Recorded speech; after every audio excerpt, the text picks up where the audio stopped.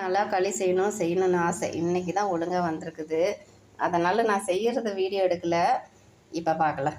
Wow, எவ்வளோ சூப்பராக வந்திருக்குது. இப்போ உருட்டிக்கலாம். இந்த மாதிரி கொஞ்சம் எடுத்து வச்சுக்கிட்டேன். கொஞ்சம் தண்ணி தொளித்து அப்படியே உருட்டிக்கலாம்.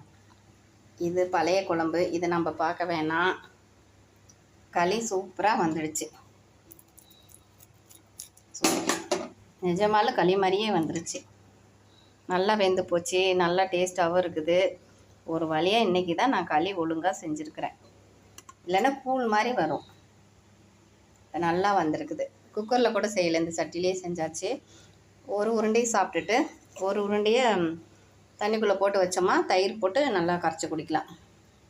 இதுலேயும் தண்ணி ஊற்றி வச்சிடலாம். அடி கூட ரொம்ப பிடிக்கல. இதெல்லாம் கஞ்சியாக கரைச்சிக்கலாம். ஓரளவுக்கு லைட்டாக ஒட்டிருக்குது, அவ்வளோதான். இனிமேல் சாப்பிட வேண்டியதுதான்.